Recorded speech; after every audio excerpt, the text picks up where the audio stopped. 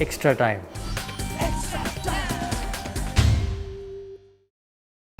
Hit the subscribe option and the bell icon to get all the exclusive sports videos on Extra Time.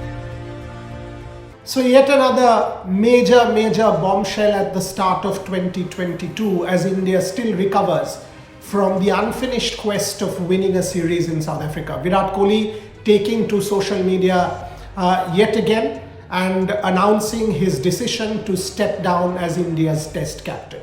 Did we see it coming? People who are close to Kohli will say, he was disappointed and dejected after the test series loss. And maybe that was one of the reasons. Was there any other reason? Was his skirmish with the board another reason? Did the fact that he had been removed from white ball captaincy have any impact? Now, these are the kind of questions that will clearly do the rounds. Definitely do the rounds, because Virat Kohli, clearly a very influential figure in the Indian team, in the world fraternity at this point in time. So him deciding to step down from India's test captaincy is certainly a major call. Did the selectors have a whiff? No. I mean, clearly if you try and understand the mechanisms, no. I mean, so this is entirely Virat's call. Has anybody nudged him to stepping down from test captaincy? No. I mean, these kind of conspiracy theories, if there is any, absolutely doesn't hold ground. It is Virat's call, and it is important that that call is respected. Why did he take that call? I mean, I would have been happy. I mean, he says, he's sort of every good thing comes to an end. Would have been happier, because clearly, if you see the England series, if you see even this series, as captain, and he had sort of done quite a bit, got India close to the WTC, made the final, won the England series, if I can say that way. Yes, the one test is remaining. South Africa also won one. He had come close. So could he not have held on for another this cycle of the WTC? Because India already has a white ball captain, a new white ball captain. So is this timing right? These are questions that are very open-ended. If I look back at Virat Kohli's captaincy, the highest point has to be as test captain, the series win in Australia in 2018. For the first time in 71 years, India beat Australia under Virat Kohli. And Virat, the leader, the aggressive leader, the committed, passionate leader, had come to the fore. And that's what, became his style of aggressive captaincy. Here's Ravi Shastri, and he has thanked Ravi Bhai profusely in that statement. Here's Ravi Shastri talking about Virat Kohli in that particular series. Take a listen. That aggression, and that sort of, I'll give it back, we won't hold back, that attitude has transformed Indian cricket. Absolutely. I said yesterday, I've seen very few international captains who will have that kind of passion when they go out on the field. Yes, each one's personality can be different. Some may be quiet, some may be reserved. But this guy is in your face. And what it does is it sends a message to the opposition. It sends a message to your dressing room. As a player in the team, you want to emulate him. You want to get behind him. And it's made a lot of the players a lot more confident, the team more confident, the youngsters who come into the team pick it up straight away. And it makes a world of difference. And it's that passion and that drive that, encourages the bowler to give their best all the time.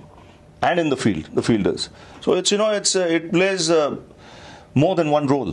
When you see him, with that kind of passion on the field, where he's so expressive, it makes a world of difference, let me tell you. And as a batsman, when that comes into play, that he's the best batsman in the world across formats, automatically the team feels think what he must be feeling. Every time he goes out to bat, the whole Australian crowd want him out first ball. But to take that kind of pressure as a captain and lead from the front, you need to have some serious marbles. You mentioned field placing, Maruna. I thought tactically we outsmarted Australia. And a lot of credit should go to his leadership in the field.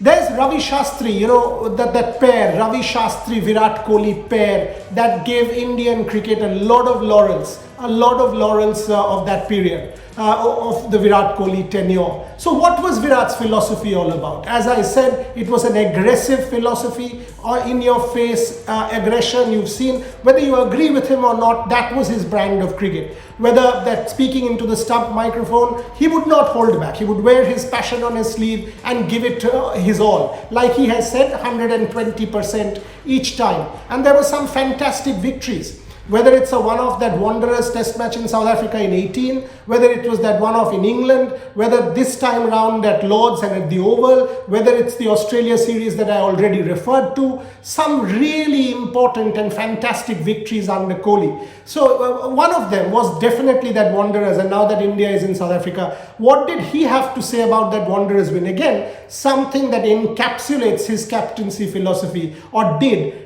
Take a listen at what Virat Kohli had to say about that important test win under him. 124 for 1 South Africa in that third test. And yes, I mean, the wicket was wet, and I had a chat with Ravi about what it was. And at any point in time, I thought, I mean, 124 for 1, Hashim almost sort of creating a tent out there and batting like the way he was. What was the mindset? Because the coaching unit tells me, you went to tea, and the captain actually said, and I'm quoting Ravi Shastri here, he said, Virat Kohli came back for tea and said, we are winning this game. Yeah, I mean,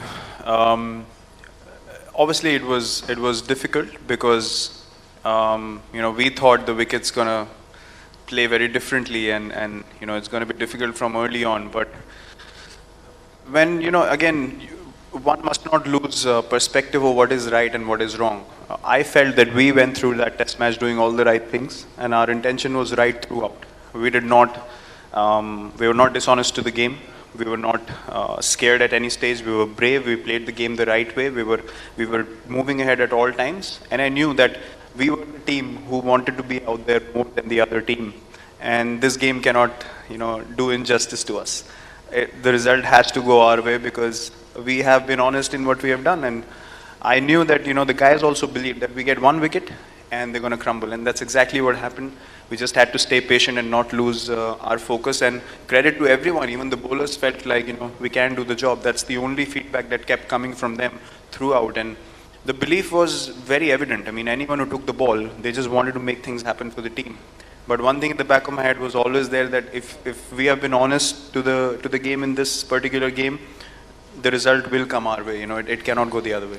So there you go. I mean, I will sum up Virat Kohli's captaincy as could have been more. India won in Australia, and that was a huge first. They won it again in 2021. This time, yes, Virat had come back, but it was his team, and it's important that that point is made. It remained Virat's team. India came close in England 2-1. That one test match remains to be played this time in Birmingham. But he did bring India very close 2-1. Failed in South Africa, did not win in New Zealand. But each time that self-belief that India is now a team capable of beating any team in the world has definitely happened under Virat Kohli. One would expect that Kohli now, like Sachin, will have a great run as batter, and contribute to India's welfare with the bat for at least a good 4-5 years, because there's a lot left of Virat Kohli, the cricketer. So that's what we would now hope. For the moment, Virat Kohli, wish you the very best.